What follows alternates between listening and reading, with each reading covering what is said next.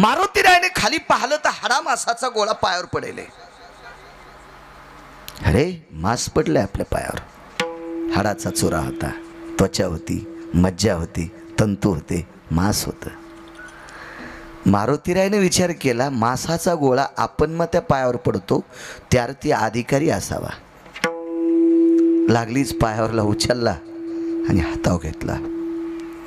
घेतल्याबरोबर राम नामाचा ध्वनी आला आणि ध्वनीहून लक्षात आला अण्णा महाराज तो ध्वनी होता गंधमादनाचा रघुनंदन.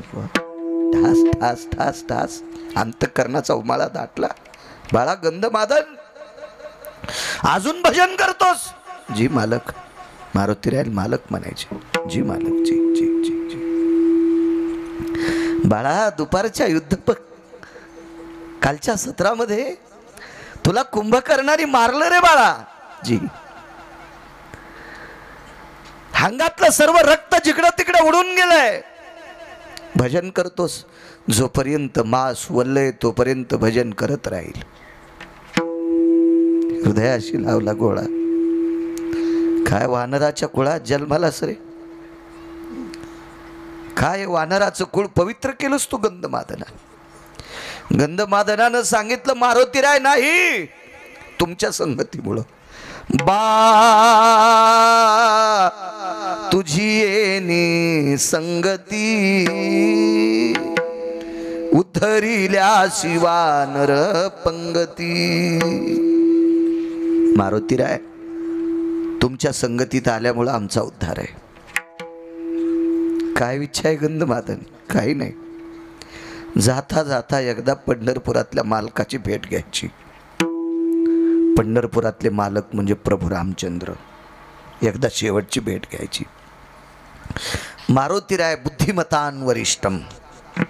विचार केला हाडा मासाचा गोळा प्रभू रामचंद्राकडे कसा द्यावा. वेळ रात्रीची, थकलेले युद्ध करून.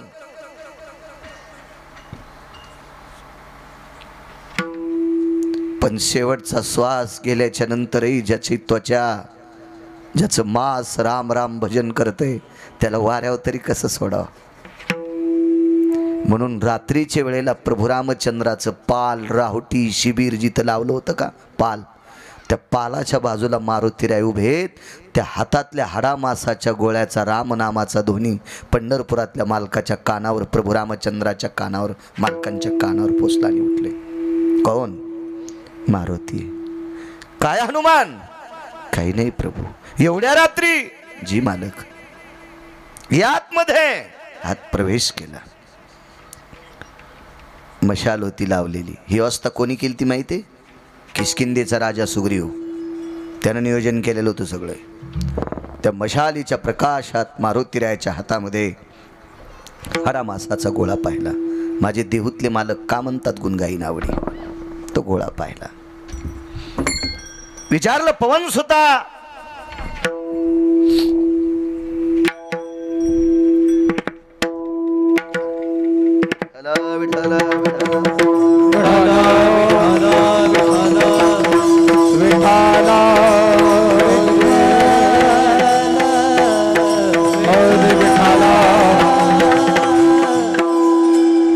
पूज्य श्री प्रकाशजी महाराज, आदरणीय बोधले महाराज आलेले आहेत, त्यांनाही प्रणाम करतो. हनुमान जी, अरे कशा करत आणलंस रे मास तू? मालक मास आहे खरं आहे, पण एक गंधमादनाचं मास आहे. अरे दुपारी कुंभकर्णाने ज्याला मारलं तो. जी. दिवसभर सापडला नाही रे कोणाला? नाही सापडला. कुठे सापडला तुला? मी सैन्याची टेहळणी करत होतो. सगळी कोण झोपली, कोण जागे, काय करतंय याच्याकरता फिरत असताना पायावर पडलाय. बघता प्रभू, मारुतीरायाच्या डोळ्यातून पाणी याला जागा शिल्लक नव्हती. बघता प्रभू बघता. मारुतीरायाची ती परिस्थिती पाहिली. विटेवरच्या मालकाने, प्रभू रामचंद्रांनी पाहिली ती परिस्थिती. फोन्स होता, घे माझ्याकडे. बाजूला लक्ष्मणजी उभे होते. लक्ष्मण शेषाचा अवतार. थोडंसं लक्ष्मणजीला या वर्तनाची चूक वाटली. काय म्हणे हनुमंताला सुद्धा कळत नाही.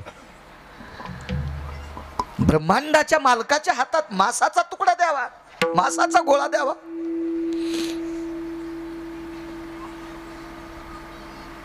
लखनलालजी जवळ आले आणि विचारलं, दादा काय? थांबा लखन थांबा.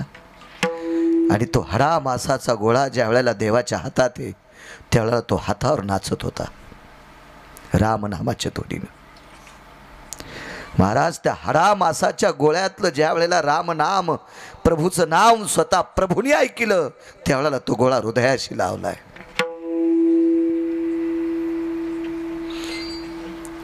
लक्ष्मणजी उगा बघत होते. पुनश्च हातावर घेतला आणि डोळ्यातल्या पाण्याने त्या गोळ्याचा अभिषेक केलाय. अभिषेक डोळ्यातल्या पाण्याने अभिषेक केला, स्नान घातलं डोळ्यातल्या पाण्याने. आणि कर्मनो गहनो गती, निष्ठावंत माणसं नशिबवान असतात. कर्मनो गहनो गती. त्या दिवशी सकाळी ब्राह्मी मुहूर्तावर एक समाधीचं मुहूर्त होतं आणि त्या दिवशी सकाळी सकाळी गंधमादनाला समाधी दिली. आणि समाधी दिल्याच्या नंतर विभीषण प्रभू रामचंद्राच्या पक्षात आलेले होते. गुणगाण्याची ताकद. राजे, प्रभू रामचंद्र रावण मरेपर्यंत विभीषणाला विभीषण म्हटलेत नाही, राजे म्हटले. वाक्य नीट पहा. राजे म्हणले. राजे राजे जी प्रभू, एक भीक मागतोय. तुम्ही ज्या वेळेला राजे आमच्या पक्षात आलात त्या दिवशी मी उदात्त अंतकरणाने सांगितलं रावण हा मला सीता देत नाही आणि सीता नेल्याशिवाय मी राहत नाही आणि रावण मरेपर्यंत सीता देत नाही म्हणून नाईलाजानं मला मारावं लागणार आहे.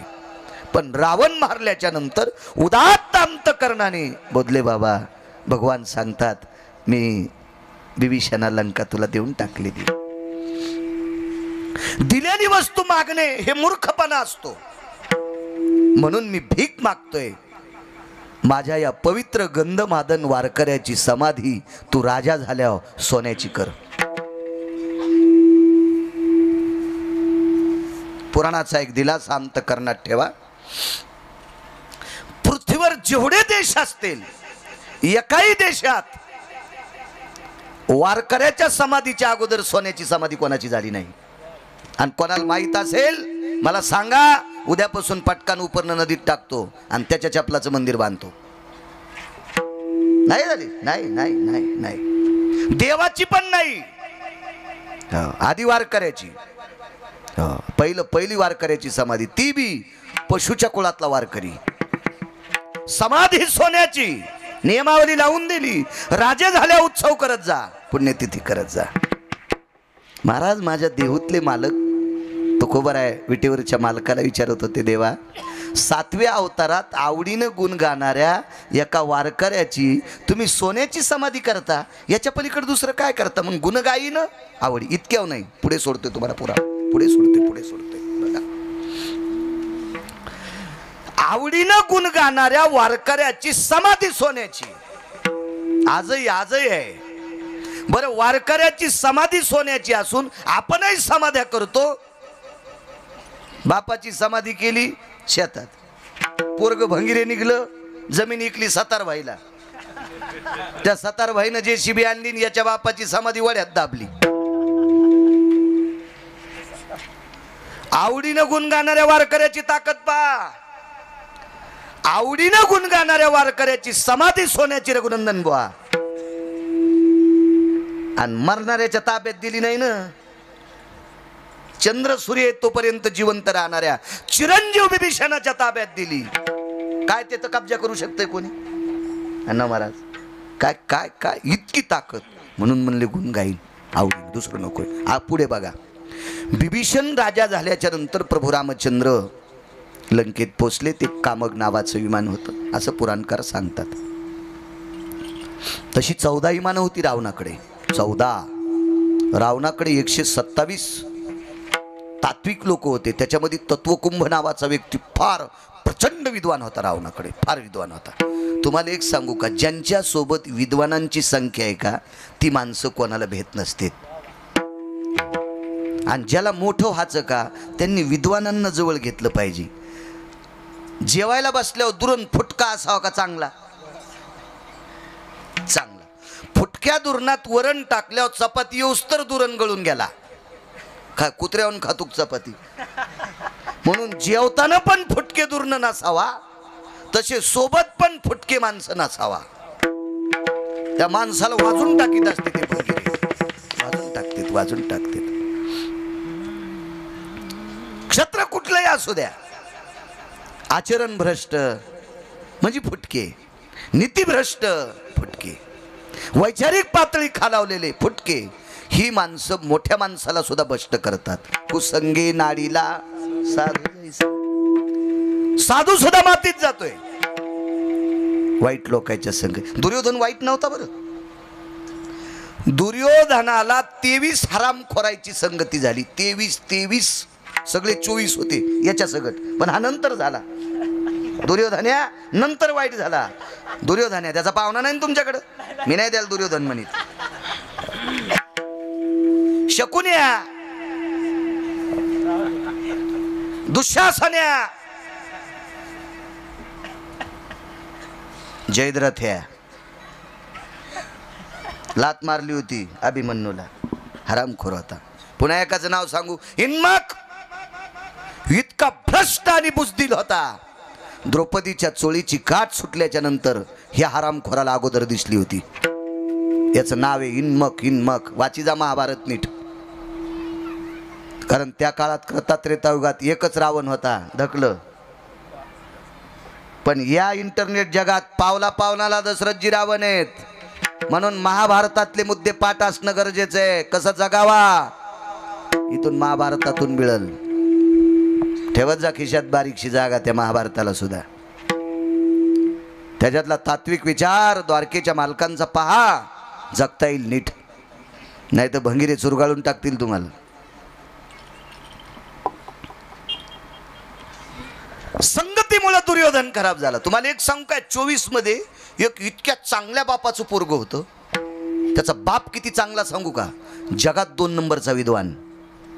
भारतात नाही, जगात पृथ्वीवर जितके देश आहेत या प्रत्येक देशात बोलले बाबा 2 नंबरचा विद्वान. शब्दवेदीमध्ये 1 नंबरचे राजा दशरथ आणि 2 नंबरचे द्रोणाचार्य.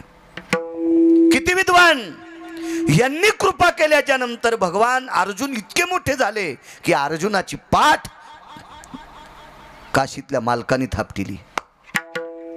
शाबास अर्जुना, वा वा.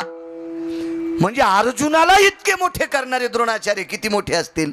पण यांचं भंगिरे काट्ट नालायकाच्या संगतीत गेल्यामुळे भंगिरे झालं. अश्वत्थामा किती भंगिरे झालं.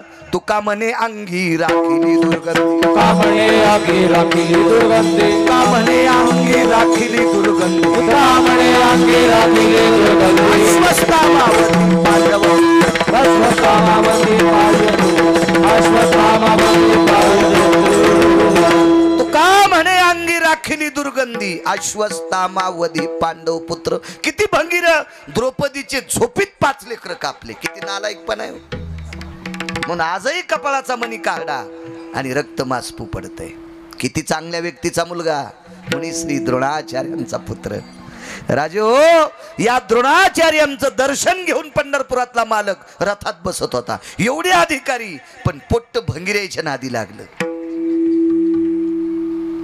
लक्ष देत जा जरशे पोराकडे. टीव्या पाहण्यातच गरज घेत.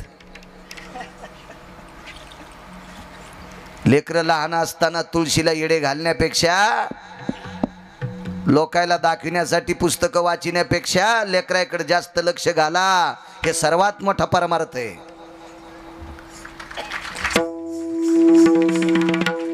पोराला शाळेत जायच्या टायमाला ही तुळशीला येडे घालतीन, त्याची पेन्सिल घरी विसरली. ते आलं कोराच पेपर देऊन. मग म्हणली बाई महाराज, रडायला तर दम नाही. काय सांगायचं बाई, लेकराची पेन्सिल विसरली, तू काऊन तुळशी येडे घालीत होती. ते शाळेत गेल्या वाचवूनही शिकारी पाठ. आता ते पोरग तुझ्या अंगावर ट्रॅक्टरचं मुंडकं घालणार आहे. कर्तव्यातला परमार्थ आहे. देखाव नाही चालत आपल्या संप्रदायात. कर्तव्याला किंमत आहे. चला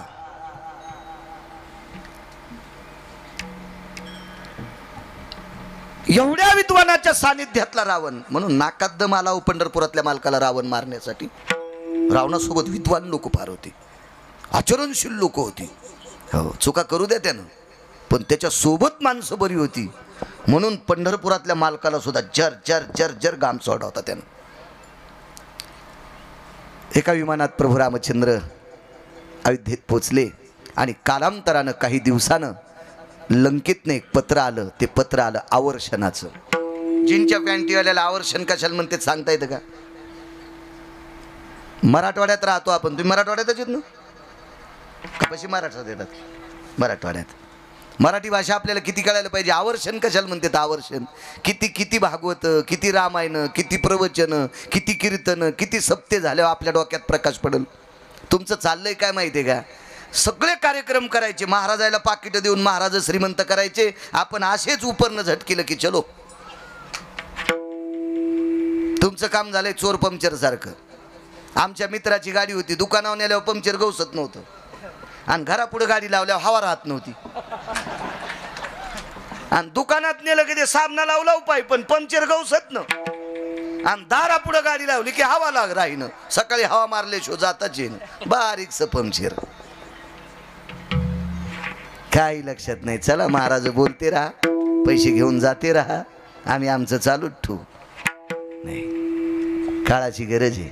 पीक काल कशाला म्हणत असतात. परवाला आपण भाऊंच्या गावात सांगितलं, एवढ्या मोठ्या कार्यक्रमात किमान 25 पोरं तरी नवीन माळकरी व्हावा. तरी एवढं वैभव केल्याचा शीन आला नाही असं समजायचं. असं समजायचं आपल्याला पीक भरपूर आलंय. एका माणसानं 60 एकर ज्वारी पेरली तरी पण जोगवाच मागू लागला. म्हणलं झालं काय? ते म्हणलं पाऊसच पडला नाही. म्हणजे पीक नाही आलं का? पीक आलं नाही ना. 60 एकर ज्वारी पेरली बोलले बाबा, पण पीक नाही ना. शीन आला ना, बी मातीत गेलं, खतही मातीत गेला आणि बेजारी मातीत गेली. पीक नाही ना आलं.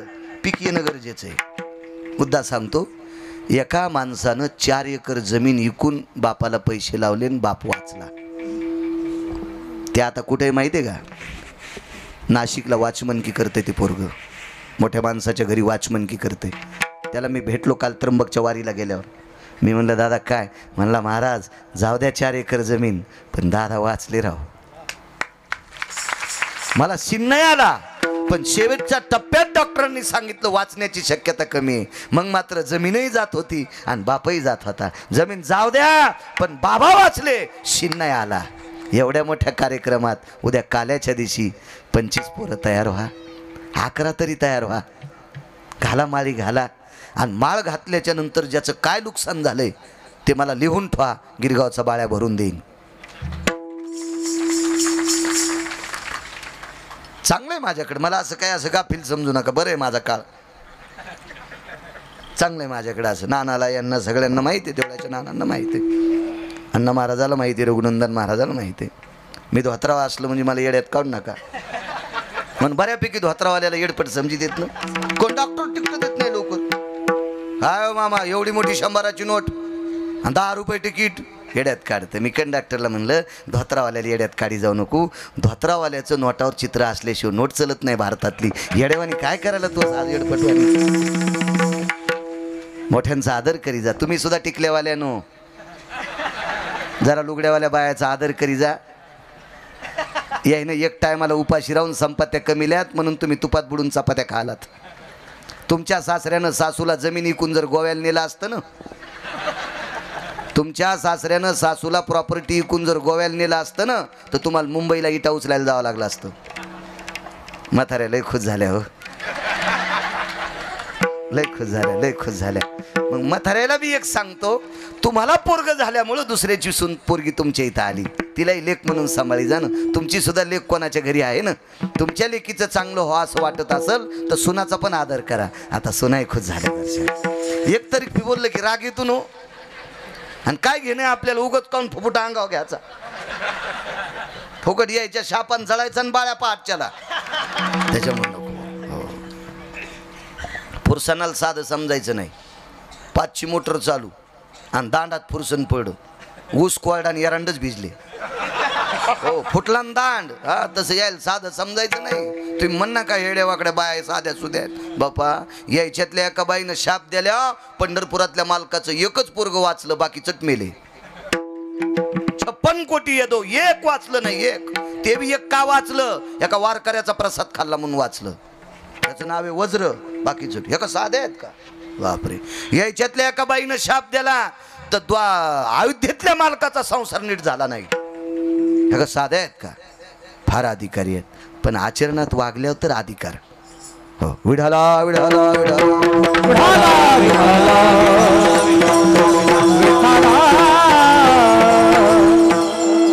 पत्राला आवर्षणाचं, आवर्षण म्हणजे पाऊस नाही पडला नाही पाऊस.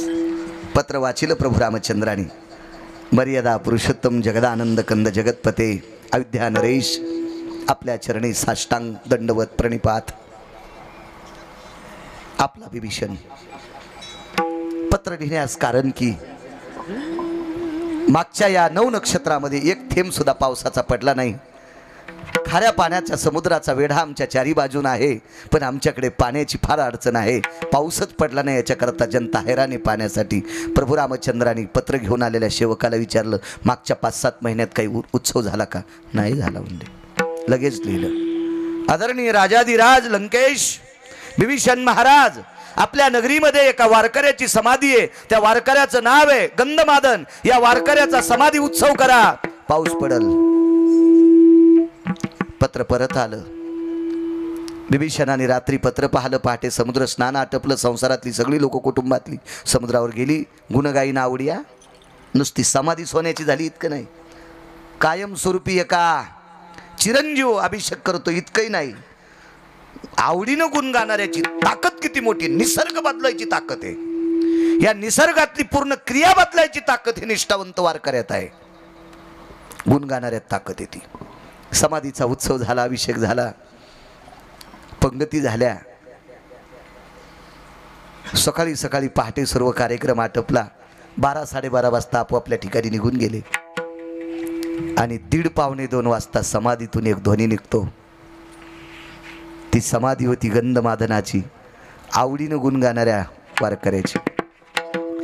त्या गंधमादन नावाच्या वारकऱ्याच्या समाधीतून एक ध्वनी निघतो आणि विटेवरच्या मालकाला जगदानंद कंद मर्यादा पुरुषोत्तम भगवान प्रभू रामचंद्र विष्णू परमात्म्याला विनंती केली, हे देवा, जिवंत असताना तुझं आवडीनं गुण गायले.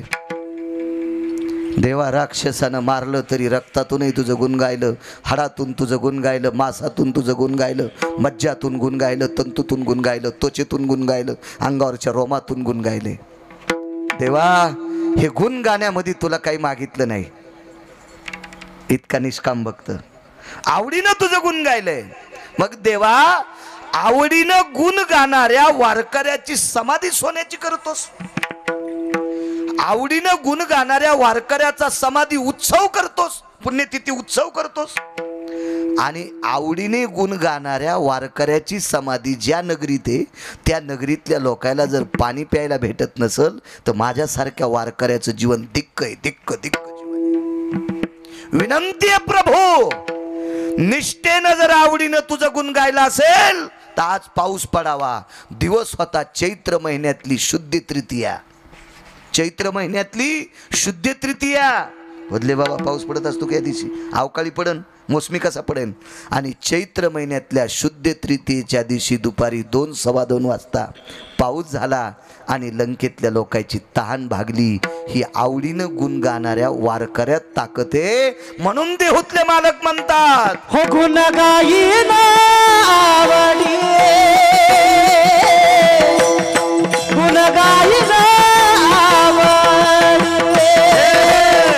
गुण गायीन आवडी, गुण गायीन आवडी, हो गुण गायीन आवडी, गुण गायीन आवडी,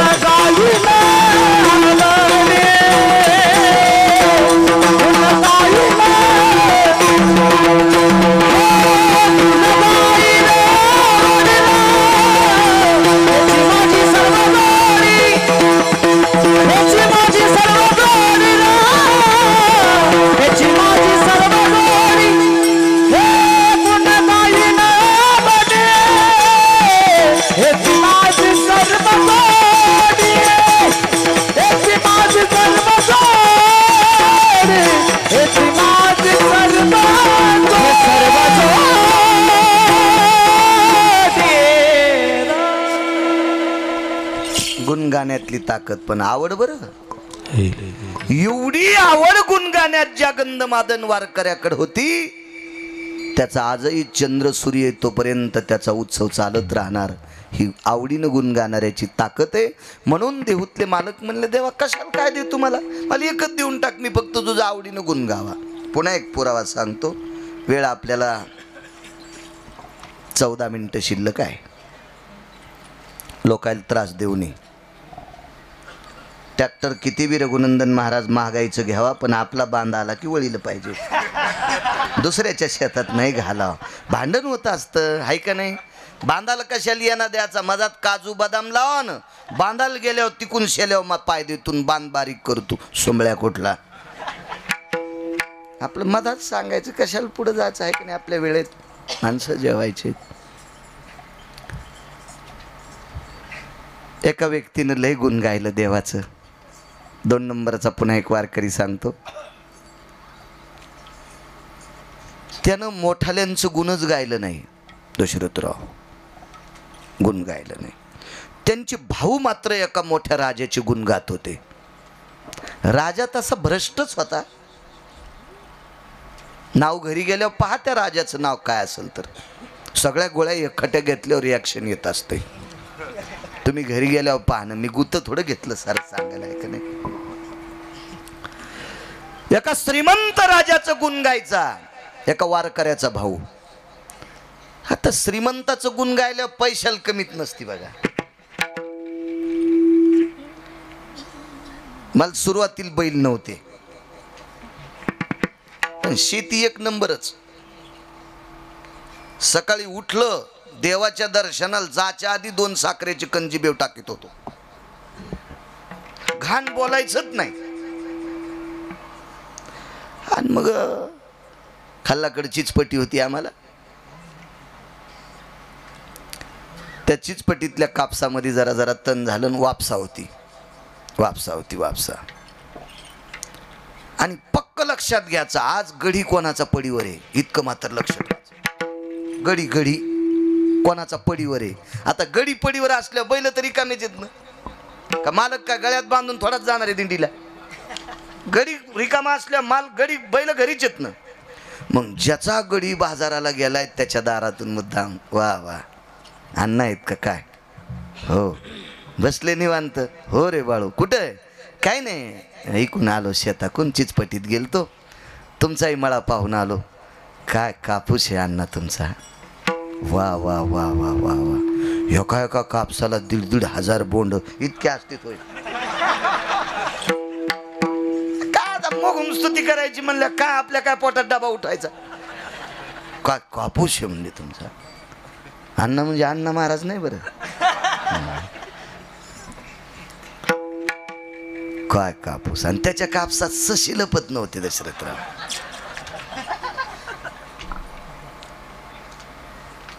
काहीला शेतीच्या गप्पा आणायचा लय नाद. रताळ खाली लागतात का वरी लागतात याचा मेळ नाही. भुईमुगाच्या शेंगा खाली लागतात का वरी लागतात याचा मेळ नाही.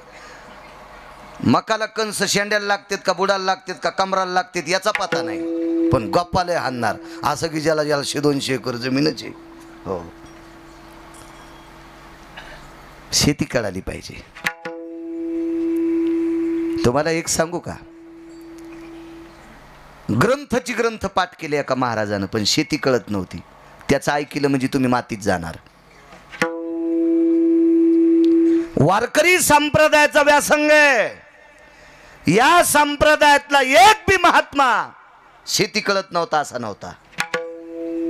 सुक्षेत्र आणि ओलटे बीजही पेरिजे गोमटे, आलोट फळ भेटे परिवेळे की गा. काय पुरावा बोलले बाबा. चांगली जमीन आहे, ओलसर आहे, बी गोमटे, पेरले पण वेळेला पेर, आलोट फळ भेटल. आता शासन सांगते पाणी अडवा, पाणी जिरवा. आता सांगते आता आपणही भंगिरी. गुडघे इतके सॉक्स घातलेले, बुट घातलेले, पहाटच बिन पाण्याची पिऊन आला आणि ते सांगतोय पाण्याची बचत करा. अरे तू मोकार पाणी पिऊन आला ना सोमळ्या, तुला कोणतं पाणी प्यावा याची अक्कल नाही, तू आम्हाला पाण्याचं ज्ञान सांगतो का? किती भंगीरे आहेत आपण, किती भंगीरे. 400 वर्षापूर्वी पाण्याचा संग्रह करा. पैठणच्या मालकानं सांगितलं, अनवरत मेघ जळा धरणे बांधून घाली जे तळा. काय पुरावा आहे? अनवरत म्हणजे अवकाळी पडलेला पाऊस, शेतीला लागेल याच्यापेक्षा शिल्लक पडलेलं पाणी धरण बांधून तलाव बांधून मधात घाला, मग नेहमी पिके ढाळा ढाळा द्यायची. जसं लागन तसं पिकाला दे. 400 वर्षापूर्वी माझ्या पैठणच्या मालकांनी सांगावा, 700 वर्षापूर्वी आळंदीतल्या मालकांनी सांगावा, 350 वर्षापूर्वी माझ्या देहूतल्या मालकांनी सांगावा, माझ्या आरणच्या मालकांनी सांगावा. जेवारी पाडायला आलेली मोठ्या माणसांना 5 पेंढ्या आणायला जाणाऱ्या गोरोबा काकांनी मालकाला सांगावं, मालक चिपाट पिकलेत, जेवारी पाडायला जा. काकांनी सांगावं, काकांनी सांगावं. या महाराष्ट्राच्या मातीतले वारकरी संप्रदायातले आधारीव संत काळ्या मातीची नाळ आहे, काळ्या मातीची नाळ. एक म्हणला मी आचार्य पदवी घेतली आणि भैमुगाच्या शेंगा. हे म्हणला कशाला येतात? मी म्हणलं तुझ्या डोसक्याच्या केसाला येतात. आणि कशात आचार्य केलं? सुंबळ्या मातीत घालशील ना तू लोकायला. तुला भैमुगाच्या शेंगा लागलेला पत्ता नाही, मी आचार्य झालो. ये मासा हानीन तुला, इंच भर जागा ठोचा नाही लाल करायची. विठाला विठाला विठाला विठाला विठाला. कोण विद्वान आहे जगातला? भाकरी शिव वाचू शकतोय. दशरथराव किती सोनं असल्यावर चांदीच्या भाकरीन सोन्याचं पिठलं करता येईल? नाही करता येत. गहू ज्वारीच्या मकाच्या बाजरीच्या भाकरी खावं लागतील, पिठलं डाळीचं करावं लागेल. आणि ती काळ्या मातीतून येते, ती काळ्या मातीतून येते. जरा असं ध्यान ठेवा. माझ्या शेतकरी राजांनो, वकील साहेब, मी सतत सांगत असतो, ज्याच्या नावाने ईदभर जमीन असेल तो माझ्या महाराष्ट्रातला राजा असेल. जमिनी सांभाळा, काळाची गरज आहे. उठलं की सुटलं कोणी म्हणते काय त्या जमिनी परवडणं? काय दगड खातू का सुंबळ्या? एका देशामध्ये सर्प खायची पद्धत आहे, एका देशामध्ये पाली खायची पद्धत आहे. बोधले बाबा, त्या देशात पक्षी कमी झाले, इतकी लोकसंख्या, अन्नच नाही. अजून माझ्या भारत देशात ती अवस्था नाही. ज्ञानोबराय तुकोबरायची कृपा आहे. 18 भार वनस्पती विकणारा देश आहे. 360 तीर्थ असलेला देश आहे. 2734 उपनद्या असलेला देश आहे. काळ्या मातीची नाळ असलेला देश आहे.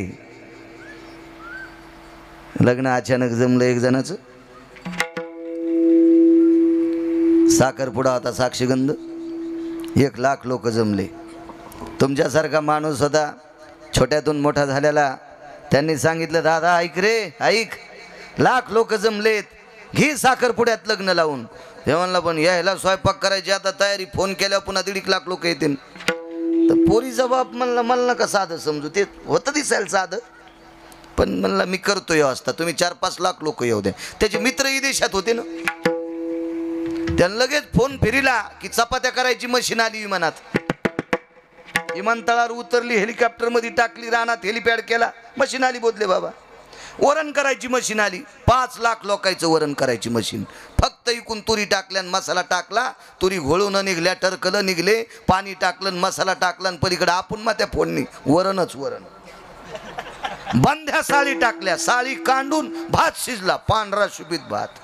आणि गहू शाबीत टाकल्यावर निसून पीठ झालं, आणि पलीकडे तूप लावून चपात्या गरम गरम पलके झाले.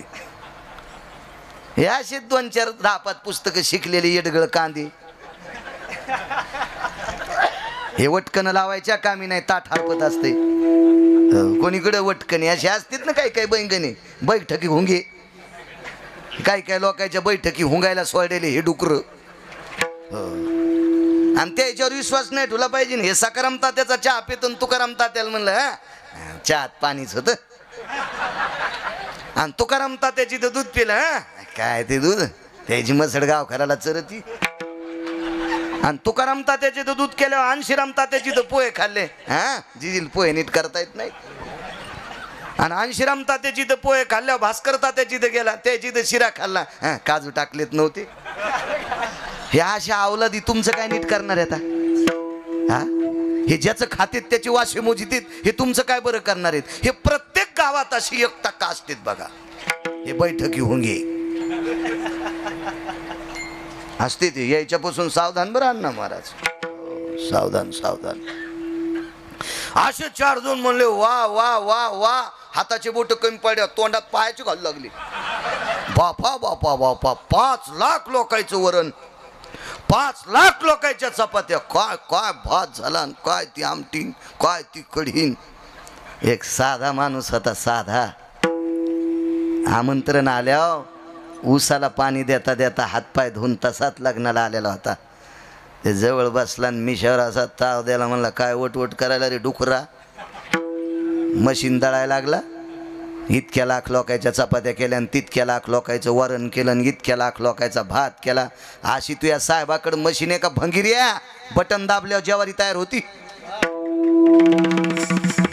अशी तू या साहेबाकडे मशीन आहे का बटन दाबल्यावर गहू तयार होते? नाही. बोधले बाबा ती काळी माय. हिच्याशी प्रेम करा, ती देत राहील, देत राहील, देत राहील. चला का राजाची स्तुती केली. याच्यावर सांगत होतो ना, टाइम तर संपला असेल. राजाची स्तुती केली. हा ते हे आमचे ते म्हणले काय अण्णा तुमचा कापूस आहे इथं कालत ते कशा खुश झाल्या बघा ना.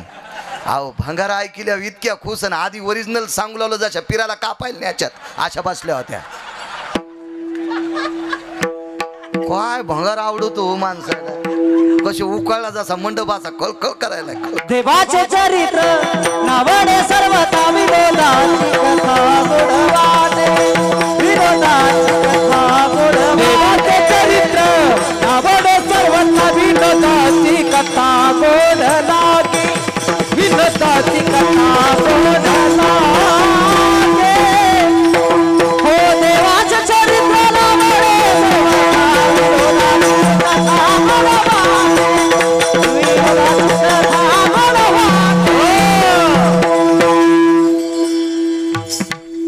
असावा मंडपाला झालर असली पाहिजे, पण पडदे इतकी नसावा. जरा जोरा विनोद. चला अहो फवारा करायची इच्छा नसती हो, त्याच्याशिवाय आळ्या मरत नाहीत ना, म्हणून फवारा करावा लागतो. काय अण्णा तुमचा कापूस आहे. वा वा वा वा वा. नेहरी झाली का? नाही अण्णा नेहरीचं काय नाही हो. काय तुमचा येताना पाहिला आमच्याही कापसात जरा जरा तण झाले हो. काय वापस आहे. अरे आमचं गडी बाजाराला गेलंय बंदुक्यान पिस्तोल्या कोठ्यातच येतं. अण्णा काय तुमची एवढाली बैल बाबा, आमच्या इथं हिरवा चारा नाही. निनं साठा भर मका. आमच्याकडे 2 गायीनी 1 वगार होती मसड. आमच्या गाईला आणि म्हशीला कवाच हिरवं नव्हतं. अण्णाच्या बैलाच्या निमित्ताने मी साठ्याला शिगेली इतकी मका कापली. हप्ताभर म्हशीला कामी आली आणि गाईला कामी आली. गोड बोलल्यात अण्णा इतका पघाळला. बैल दिले, बैलगाडी दिली, आवतं दिलं, यठणं दिलं आणि मका दिली. मग साध्या माणसाला गोड बोलल्यावर इतकं धकत येतं. राजाची स्तुती केल्यावर काय? त्या स्तुती करणाऱ्याची बायको त्या काळात अशी साडी नेसत होती, त्या साडीला हिरे होते, हिरे पदराला हिरे, हिरे हिरे होते पदराला. रात्रीच्या समयाला ती घरात फिरत असताना दिवाला येत नव्हती. तिच्या साडीच्या हिऱ्याचा प्रकाश पडत होता. इतकी सुंदर. पण कालांतरानं सांगू, या भावानं वारकरी भावाला सांगितलं, काय तू पंढरपुरातल्याची स्तुती करतो रे? काय तू द्वारकेच्या मालकाचं आवडीनं भजन गातोस रे? अरे मी ज्या राजाचं भजन गातोय त्याचं आवडीनं कर ना तू भजन. भावानं सांगितलं, दादा मेलो तरी हरकत नाही, पण द्वारकेच्याच मालकाचं गुण गाईल, तू ज्याचं गुण गातो त्याचं गाणार नाही. ऐका पंडित जन तुमचे वंदितो चरण, नका करू नरस्तुती माझी परिसावी विनंती. आणि काची स्तुती आम्हा ब्रह्महत्या, निंदात्वा स्तुती करावी देवाची, कीर्ती मानवाची गाऊ नये. करण देवाची स्तुती, करण संतांची स्तुती, काय म्हणून भंगिरेची स्तुती करायची आपण. आमचा मित्र नायब तहसीलदार झाला रघुनंदन बुवा, आणि तो जास्त शिकल्यामुळं नायब तहसीलदार. मी 7वीत शिकलो ना, मग कसा होईल तहसीलदार. पण वकील साहेब त्याचा मित्र अजून दुसरा होता, आणि त्याच्या मित्राच्या लग्नात नायब तहसीलदार लाचत होता. तर मी त्याला बोलून घेतलं, म्हणलं अरे तू ओपत नाहीस रे लग्नात नाचायला. मला म्हणे, मग नंतर तो मला आवजाव बोलत होता ना, अगोदर बाळूच म्हणायचा, आता महाराज झाल्यामुळं मला. तसं नाही महाराज, तो मित्र आहे, लंगोटीवार आहे, आणि त्याच्याकरता नाचा वाटतंय. पण त्याला मी म्हणलं तू फक्त शिक्षणापुरताच पाहिलास, माझं त्याचं 4 किलोमीटरचं अंतर आहे, मी सगळा तपासलाय. त्याच्यापेक्षा तू त्याच्या लग्नात नाचावा हे मला नाही आवडत. 2.5 महिन्याला तर बायकोची सोडचिठ्ठी झाली. डिवोर्स झाला. डिवोर्सच म्हणतात का त्याला वकील साहेब, इंग्रजी शब्द. मलाही फिरू फिरू इंग्रजी कळायली हो. अहो अंगठा देणारी म्हातारीला बँकेत विचारलं, बाई काय, तर काय नाही म्हणले, महाराज लय ताण आहे, टेन्शन आहे, लय बिजी आहे, येते बरं का. आणि विड्रॉलवर अंगठा द्यायली आणि मला बिजी आहे म्हणायली. म्हणजे यायला इंग्रजी कळती, मग बाळायला जरा जरा येईनच ना. काय नवलाची गोष्ट, येतच राहते. 3.5 महिन्यात डिवोर्स द्याला, आणि त्या हरामखोराच्या लग्नात नायब तहसीलदार लाचला. काय आनंद येऊ. कशाला भंगिऱ्याच्या सानिध्यात नाचायचं. अधिकार तात्विक लोकांच्या सानिध्यात राहा, देव भलं करेल, भलं करेल. वारकऱ्यानं सांगितलं मरेल पण नाही स्तुती करणार. भाऊ ज्याची स्तुती करीत होता त्या राजाच्या स्तुतीमुळे इतकं बरं झालं, इतकं बरं झालं बोधले बाबा. पण कालांतरानं ज्याची स्तुती करीत होती ते मेलं. प्रमोद महाराज ते मेलं. ते मेल्याच्या नंतर संपत्तीचा इतका ऱ्हास झाला. हिऱ्याची कोंदण करणारी साडी नेसलेली बाई मंदिराच्या, देवीच्या मंदिरात जोगवा मागत होती बोधले बाबा. मेलन ते पालथं पडलं. आता कशात संपत्ती आली, जोगवा मागायची वेळ. आणि पंढरपुरातल्या मालकाचं आवडीनं गुण गायलं. लेकरायला भूक लागल्याच्या नंतर मिठाचा खडा पाण्यात बुडून ओठावर फिरत होते, खारट पाणी चाटून पोरं झोपत होते त्या वारकऱ्याचे. त्या वारकऱ्याचं नाव होतं सुदामदेव. त्या वारकऱ्याला पंढरपुरातल्या मालकानं गाव सोन्याचं बांधून दिलं. पंढरपुरातल्या मालकाला लग्नात मणी आलता एक, तो मणी श्रीमंतक मणी. आपल्याकडे लग्नात आलेले भांडे दाखवायची पद्धत असते भावकीच्या बायाला. येती जातीचा कार्यक्रम असतो, ती नवरी हळदी कुंकू देती, बायका येतात, हे पलंग पहा, हे कपाट पहा. आणतानच त्याचे काच फुटले. ते असंच होतं दप्तरेन. हो, त्याला इशिक कुल्प, 19 चाव्या, डबल एकाच्या, आणि चोरानं बुकी हाणणं, सगळे दरुजे मागं जाणं, आणि काय ते कपाट. आणि हे दाखवायचा कार्यक्रम आपल्याकडे. एका घरी आम्ही गेलोत, म्हणले महाराज बसा दिवाणवर. म्हणलं आम्ही दिवाणी नाही, तो दिवाणवर बसायला, बरं खालीच बसतो. नाही म्हणले महाराज आहेत कसे, बसा वरी बसल्यावर. आता वजन 81 किलो अशी यायसारखे पुन्हा 2-4 जण. त्या बाईनं दूध करूच तर आम्ही ते दिवाणाचं वरचं खपट मोडणं आम्ही मातात. बाई दूध घेऊन आली, म्हणले महाराज दूध प्यानं. म्हणलं बाई दूध राहू दी, पण गड्याला बोले आम्हाला उपशेव आधी. त्या दिवाणात घुसलो आम्ही. काय ही पद्धत, काय सोंग. आणि हे दाखवायची पद्धत आपल्याकडे. एका बाईच्या घरी गेलो, पाय धुवायला जग द्याला. महाराज धुवा पाय. जग हातात देणं, दांडा हातात आणि जग पायावर. खळेल दिशा अंगठा फुटला, रक्तच निघलं नो, रक्तच निघलं. कासावीच झालो, पण कसं रडावं बायापाशी. ती म्हणेन माय मेला, पाय फुटला तर रडायला. गपचिप दाबलं.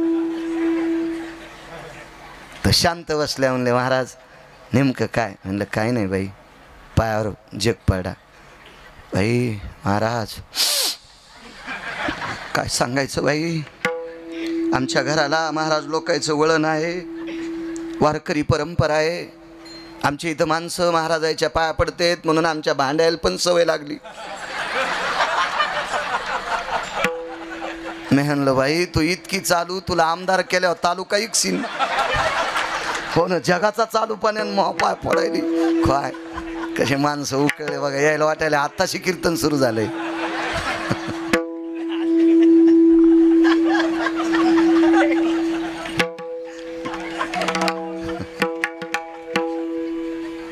श्रीमंतक मनी आलता आपल्याकडे काही येतो काय त्याला विषय, काय त्या भेटीन काय ते सोंगण.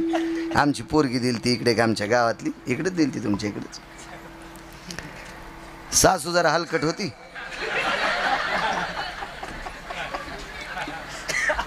गावाकडे पोरगी आल्या म्हणलं काय झालं, काय नाही म्हणे महाराज, सासरे चांगले आहेत, दीर चांगला आहे, बाया चांगला आहे, मालक पण चांगले आहेत, नणंद चांगली आहे, पुढच्या महिन्यात लग्न आहे नणंदबाईचं, ज्याचं लग्न झालं त्या नणंदा आमच्या आत्याबाईच जरशा लागत आता. म्हणलं काय काय नाही, म्हणलं शिदोरीच घेऊन या. म्हणलं काय ताण घेते, कसा ताण महाराज, बाबानं लग्न केलं इकून तिकून मागून, आता एक थैलीभर बुंदीचे लाडू करायचे, कुठून गरिबी परिस्थिती. म्हणलं ताण घेऊ नको. राशन दुकानदाराला म्हणलं माणसं किती दुकान किती उचली तू. ते म्हणलं जाऊ द्या बाळू महाराज, 9-10 किलो हरभऱ्याची डाळ तुम्हाला फुकट नाही, पण हे कुठाना करू नका. म्हणलं मला नको, मला भागवताची इतकी येते की माझ्या घोडीला पुरायली.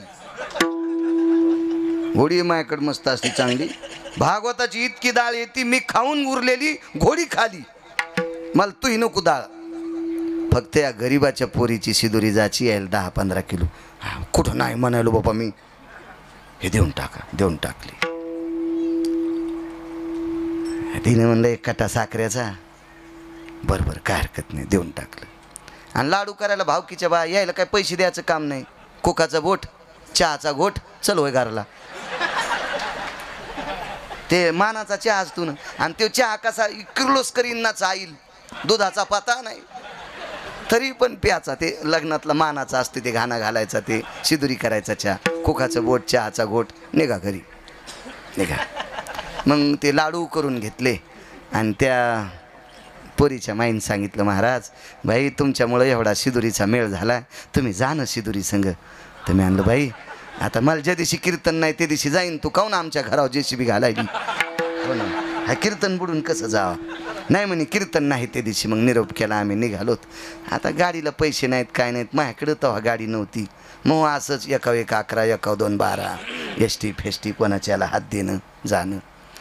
मग आम्ही गणेशपुरावून शिदोरी टाकली काळ्या पिवळीवर, काळ्या पिवळीनं उतरली, शेलूत टाकली, शेलून इकडं धारूरला आलो. धारूरचा बाजार होता आणि धारूरला आल्यावर काळ्या पिवळीवर शिदोरी टाकली.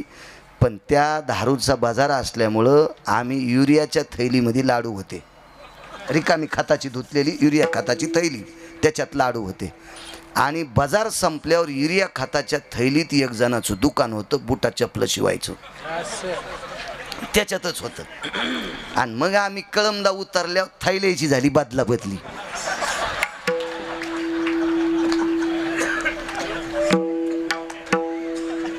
पण ती लाडूच्या थैलीपेक्षा ही थैली मला जड लागली. त्याच्यात ते कुच्या टोच्या गिच्या सगळंच होतं ना, ते सगळंच होतं. तर आमच्या संचाल म्हणलं थैली जड, बाहेर फिरू फिरू तूप खाला सोकला, तुला ओझं नाही घ्या वाटत. मी म्हणलं नाही रे, थैली उचलताना गणेशपुरोर इतकी जड नव्हती, लय जड झाली. तुला माहित नाही लाडून हवा पिली, हवा पिता संगचे बी आमच्या लय बाचरण. ते म्हणले लाडून हवा पिली. नाही रे हवा गिवा काय नाही, चल चल. तिथं आलो तर आमचं नशीब बी फुटकन, आम्ही जाणं डीपी जळणं संगच, लाईटाचा पताच नाही. आणि मग ते गेलो होतं आम्ही, आपलं शिदुरी गिदुरी टिकली, अशा बाया पाहत होत्या. माय काय गिरगावची येईन हावशी ग, थैलीभर लाडू दिले. तिथं गेल्यावर मग नवरदेवाची मोठी चुलती मान करीन, तिच्या हाताने शिदुरी सोडायची. चिमणी लावलेली कोपऱ्यात बारकी चिमणी, ती आली हळदी कुंकू, ते तिनं त्या शिदुरीच्या थैलीचं सुतळी सोडीन, मधात हात घातला तो कुच्या निघला. ते खिळे ठोकायचा कुच्या, दुसऱ्यांदा हात घालायचा ती रुमनं निघला आडवं. हो, तिसऱ्यांदा हात घातला की तो टोच्या निघला, चौथ्यांदा हात घातला की रापी निघली. ती म्हणली बाई तुम्ही कीर्तनकार आहेत का? मी म्हणलं हो. हे कशाला दिलं? मी म्हणलं लाडू कडक झाले तर याच्यावर ठून फोडून खायचे, याच्याकरता दिले. आणि हे टोचा कशाला दिला? मी म्हणलं दात कोरायला काडी नसेल तर यानं कोरायचे. आणि रापी कशाला दिली? पोट दुखलं नाहीच राहिलं तर कापून लाडू बाहेर काढायचे. आणि मग हे रबलं कशाला दिले? मी म्हणलं मानकरीन जर पावसाळ्यात मेली तर रबलं टाकून फोकायची.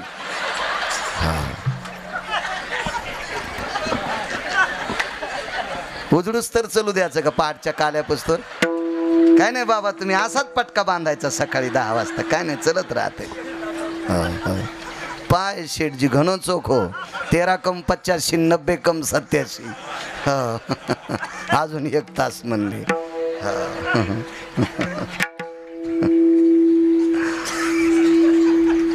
होतं आमच्या इथं एक शेठजीचं घर. त्या काकी नाव घ्यायच्या.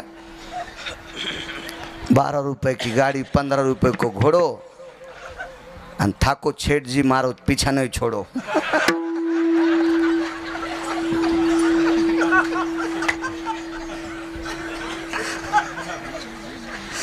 जाऊ द्या. काय देणगी? आपण ह्या देणगीला खुश होतो. पंढरपुरातल्या मालकाला एका लग्नात म्हणी आला 21 क्विंटल 78 किलो 44 तोळे सोनं देत होता. 26,666 तोळे 8 मासे गुणिले 8 21 क्विंटल 78 किलो 44 तोळे सोनं साचलं. काय करावं? बहिणीला दिलं. पांडव श्रीमंत केले. काशीला अन्न सत्र केलं. उरलेलं सोनं कोणाला द्यायचंय? वारकऱ्याचं गाव सोन्याचं केलं. 52 अर्बुज क्विंटल उरलं. विश्वकर्मा महाराजाला सांगितलं, महाराज वारकऱ्याला दिले वापस आणू नका, मसनवाटा सोन्याचा करा. रावणाला गाव सोन्याचं, मसनवाटा मातुड्याचा. कुबेराला गाव सोन्याचं, मसनवाटा मातुड्याचा. आणि सुदामदेव वारकऱ्याला गावही सोन्याचं आणि मसनवाटा वारकऱ्याचा. ताकद कशाची? गुण गायी आवडी हेची माझी सर्व जोडी. विठोबार कुमाई विठोबार कुमाई विठोबार कुमाई विठोबार कुमाई विठोबार कुमाई विठोबार कुमाई विठोबार कुमाई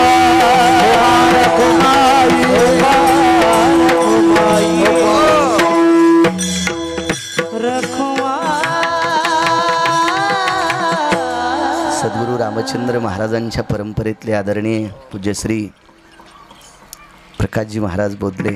संकल्पना गोड आहे. खूप संत शिरोमणी नामदेवरायच्या सप्तशतकोत्तर सुवर्ण महोत्सवी जन्मोत्सव सोहळ्यानिमित्त सप्ते होत राहावा. मला असं वाटतं कितीतरी दिवसापासून या सप्त्यात मी कीर्तन करतोय. अण्णा महाराज संपर्क करत असतात, येण्याचा योग येतो. महाराजांच्या उदात्त अंतकरण माझ्या नामदेवरायासाठी हे कार्यक्रम होत राहावा. किती नामदेवरायाचं मोठं काम आहे. महाराष्ट्राच्या बाहेर जर वारकरी संप्रदायाची पताका कोणी रोवली असेल तर ती नामदेवरायानं रोवली. त्या नामदेवरायाच्या या गोडशा भक्तिमय स्थितीत चालत असलेला हा सुंदरसा नामयज्ञ. आदरणीय प्रकाशजी महाराज आहेत, अण्णा महाराज आहेत, परमेश्वर महाराज आहेत, प्रमोद महाराज आहेत, रघुनंदन महाराज आहेत. पाहिली मी संस्था. गोड विद्यार्थी त्यांच्याकडे भरपूर. राजे हो, आपली लेकरं सात्विक व्हावा याच्याकरता वारकरी संप्रदायात त्यांची वर्णी लागावा म्हणून अशा लोकांकडे लेकरं टाकत जा, मोठी होतील. वारकरी संप्रदायात लेकरं आल्यावर श्रीमंत होतील का नाही होतील हे मला सांगता येणार नाही, पण बापानं कमीलेलं इकित नाहीत इतकं मात्र ग्वाही संप्रदायाची. मृदंगाचार्य महाराज छान मृदंग वाजितात. महाराज तुम्हाला पण प्रणाम. आसाराम महाराज काय बुलंद तोफ आहे, त्यांनाही प्रणाम. पंचाळ महाराज असतील, चोपदार असतील, वकील साहेब आदी करून सर्व गरजे माऊली असतील. पुनश्च एकदा विनंती करतो, उद्या 11 तरी पोरायनं माळी आदरणीय आमच्या बोधले महाराजांच्या हाताने घाला. 11 पोरायनी घाला. राजे हो, पीक आलं समजा सप्ताहाला, आपल्या पीक आलं समजायचं. हो, आपला धर्म उंच जाण्यासाठी माळी गळ्यात असणं अत्यंत गरजेचं आहे. घाला ही तुम्हाला विनंती करतो. हे साऊंड सिस्टीमवालं लय वासरू गोड आहे हो, गोड साऊंड सिस्टीम देते. लग्न झालं का तू? नाही, आमच्यात परिसरातली देतो रे, म्हणजे आमचं धकत राहीन जरा. हिशाबात नेता येतं मग त्याला. बघ हां, बघू हाय आज जवळचंच आहे ना, पण अजून आपल्या जवळची देतो ना फेटून. लय लांबची देऊन काय आमच्या सप्तावाजीत येतो त्याला. हो काय ग पळी झळकती ना आपलं तुपलं ओळखीती काय त्याला ते काहीतरी फायदा आपलं हेच होतं का तेरला हे महाराजांकडे बरं का पवन तेरला काकांच्या तिथं चांगला सत्ता असतो त्यांच्याकडे सर्वांना प्रणाम करतो सात्विक सदाचारी पुण्यशील महात्मे दशरथजी तुमच्या सानिध्यात आहेत विश्वाच्या मालकाने तुम्हाला मोठं केलं ज्या मातीत तुमचा जन्म झाला आहे त्या मातीशी नाळ तुमच्याकडे अजून आहे नाही तर बऱ्यापैकी माणसं मोठे झाल्यावर आपल्या मायभूमीला इसरत असतात तुम्ही अजूनही तुमच्या या मायभूमीच्या ठिकाणी या मातीशी तुम्ही लळा ठेवला विटेवरच्या मालकाच्या चरणी प्रार्थना करील पुन्हा पुन्हा गरुडाची पंख या व्यक्तीला लाव आणि ज्या क्षेत्रात पाऊल टाकीन त्या क्षेत्रात त्या उंच भरारी जावं अशी विटेवरच्या मालकाच्या चरणी प्रार्थना करतो जे गावाला मानतात जे गावाशी नाळ ठेवतात त्या माणसांकडे विटेवरचा मालक बघत असतो अन्न दान फार झालंय देवळ्याचे नाना मला भेटले मला माहीत होतं जिथं नानावरणी लावतात तिथं अन्नपूर्णेला कमीच राहत नाही अगदी अगदी अन्नाचं एकच नानांचं एक ध्येय असतं देवळ्याच्या नानांचं माणसं जेवत राहावा पुनश्च सर्वांना प्रणाम घेतो 10 मिनिटं तुम्हाला त्रास दिला त्याबद्दल माफी असावी ज्ञानेश्वर माऊली ज्ञानराज माऊली हरी ज्ञानेश्वर माऊली ज्ञानराज माऊली जय जय विठ्ठल जय जय विठ्ठल बोली रे पुरे विडे वापुडे वत्तरे करा क्षमा पराध नाही विचारिला